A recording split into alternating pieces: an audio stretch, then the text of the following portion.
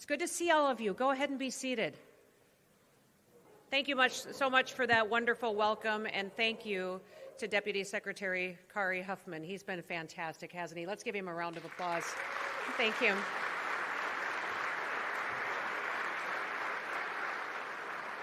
I had the chance to visit with him several times on the phone before I was actually sworn in, and we had candid conversations and visited, and when I got here, he handed me a binder full of papers, and he said, I signed all of this, hope you wanted me to.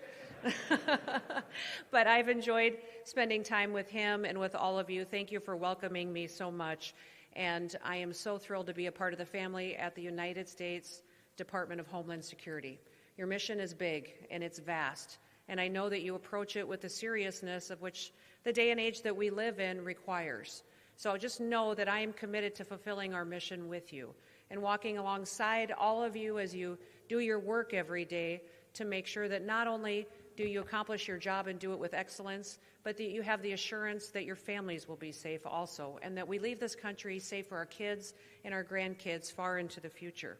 Now, as Secretary, that's my responsibility, but it also is my responsibility to do everything that I can to give you the resources that you need to do your job. You need the training, you need the equipment and the resources to make sure you're prepared for every single situation you find yourself in. Now, my background and experience is in business.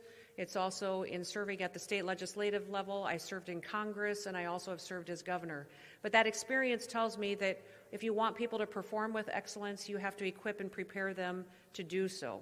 And that is my commitment to all of you, that we will walk through every single situation together, and I'll prepare you as much as I can for it, and we'll have the flexibility to make sure that we can always keep the American people first and foremost. I am thrilled that President Trump trusted me with this job. And I'll tell all of you that the reason that he trusted me with this job is because when he talked to me about what my future looked like, I asked him for it. I said, I would like to be the Secretary of Homeland Security, sir, because it's your number one priority. And I love my job as governor of South Dakota. I love my home and my family. I would not leave them to spend time away unless I was doing something of significance.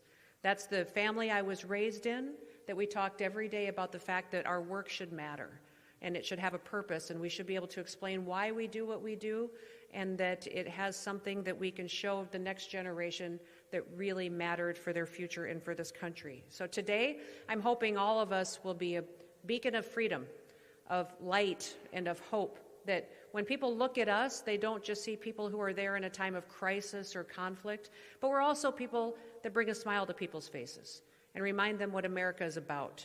You're on the front lines many times, but you're also sometimes the last ones in to help pick up the pieces.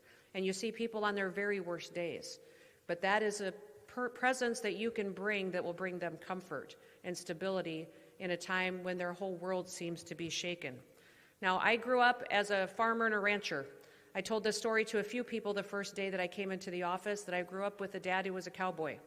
And he was much like you would picture John Wayne was in his Westerns. He lived hard and fast, and when he sent us off to school, we obviously lived in the country. We had to drive. He said, drive fast and take chances. So there's not a lot of people that have dads like that. But he also told us every day to get out of bed because more people die in bed than anywhere else. And so we knew that when we got up, we got to work, and we worked together as a family. But that also taught me a lot about how you need to live your example, and an example in front of the people that you lead of what you want them to do, but that they also could respect you in the process of being in front of that organization. The one story I'll tell you, and I shared it with Kari the other day about my dad, was I remember one time I was building fence with him when I was about 10 years old. And we were building fence, stretching wires, and out there putting up about 1.5 miles of this fence. And he turned to me and he said, Kristi, where's the post maul?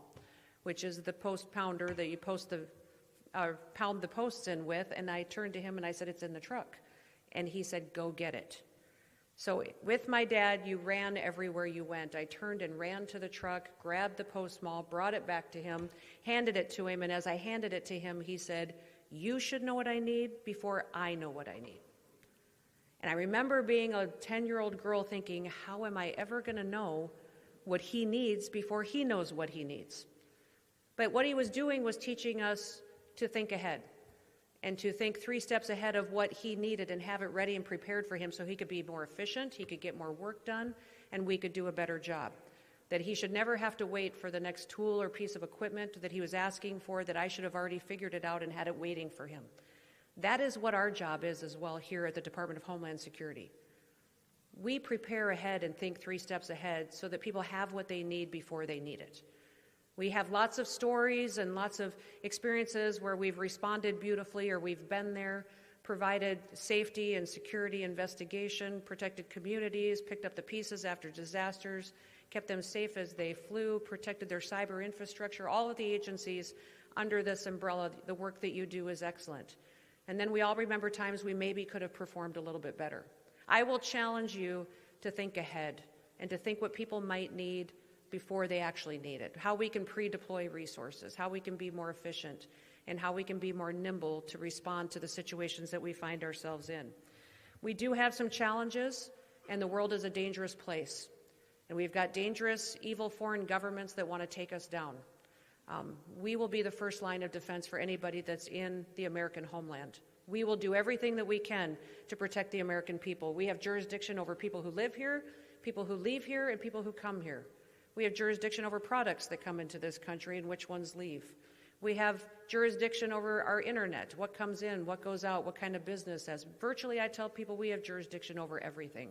And we will exercise all legal authorities that we have to protect this country because it is the only last light of freedom left.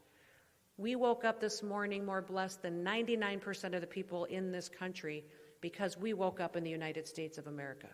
We woke up in a country where we get to exercise our freedoms, and that responsibility has been laid at our feet, and I know that the people in this room and the people in this department are up to the challenge and up to the task.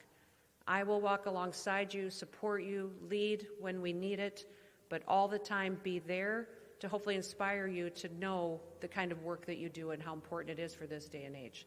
So may God bless you, may God bless the United States of America, and may God keep us all safe. Thank you. Thank you for being here.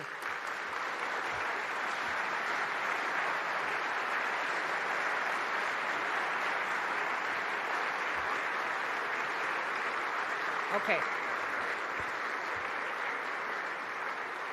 So this is going to be a little different. If you all want to sit for a second, do you have any questions or comments for me? I don't know if they warned you that I would open it up to this or not, but for me, this is my favorite part of doing events, is when I get to hear from you, and there's got to be some of you that have maybe been a little bit familiar with me, saw something on TV or social media, and I thought, I wonder if she really, and you thought, if I could just ask that governor or that secretary one question, what would it be? So is there any, before I leave you today, I'd come visit with you? All right, I gave you a chance. All right, I'll come down and visit with you and spend some time. Does that sound all right? Have a wonderful day. Thank you.